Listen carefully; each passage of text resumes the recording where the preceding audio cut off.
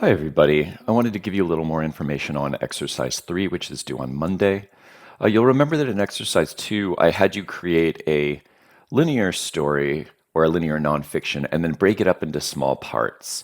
We're beginning to think like digital writers here, imagining that our stories don't always have beginnings and ends, and to think of them as small blocks of text that have to be really powerful and strong in their own rights and may be connected in ways that are not simply linear from one day to the next. We're continuing that in exercise 3.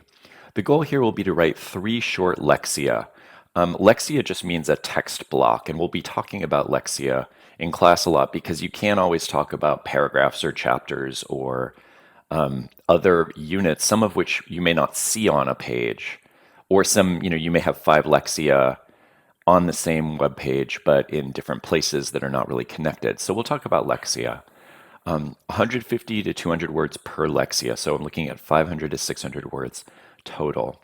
The key here is that your Lexia must not be connected by linear time. So it's not like we have 3 paragraphs that come one right after the other, 10 o'clock, 11 o'clock, 12 o'clock. Your imaginative goal here is to think of a story, and I'm going to put story in scare quotes, that is not necessarily connected clearly through linear time. You don't need to read the first one in order to get something out of the second lexia. So part of your challenge here is not going to be the writing, but thinking of interesting scenarios or interesting structures of things being connected that are not by linear time, beginning, middle, and end. I've given some examples. Maybe you want to talk about, have 3 lexia about a character's strange relationship to fingernail clippings. And so your 3 lexia might be over 20 different years, one at 1 year, one at 7 years. And they accumulate, but not by the fact that we're moving through time. They accumulate by the amount of information we learn or by language. We intuit things over time, but that's not the way that things are glued together. So your key here will be to find a structure that can hold your story. Now, you may consider story as, sort of a more traditional fiction story where characters do things. You may consider it less as a story, but a kind of fictional exploration of a subject.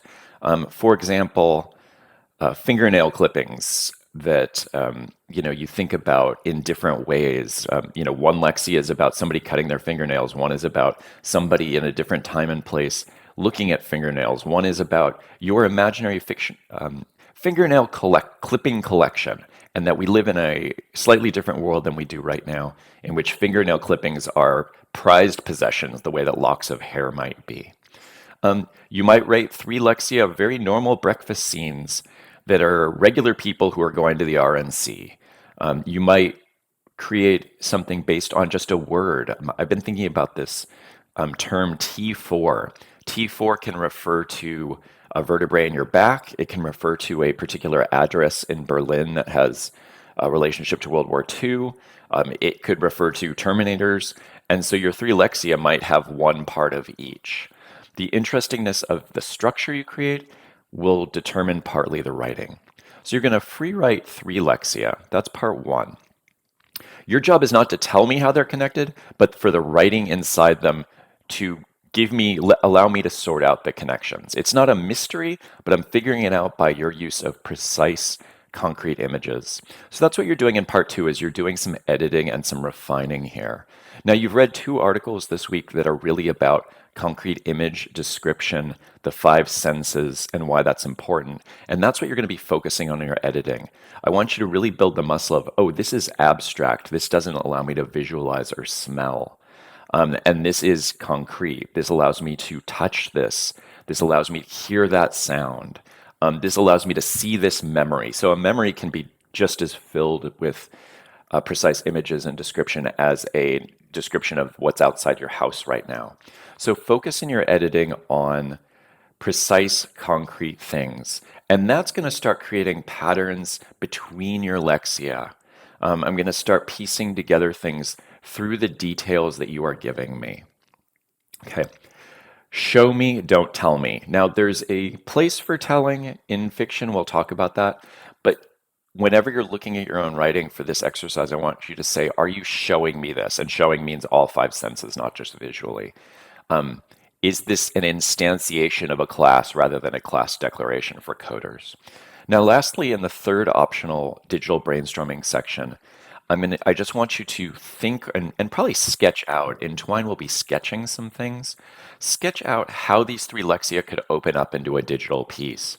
It might simply be that those three lexia become more lexia on the same topic, more stuff on fingernail clippings. And the more lexia we write with, the more different scenarios, the bigger picture we get, which can be really fascinating. It might be that the scenarios you've written or the lexia you've written want you to go intermedia. A link to a sound file or an image file.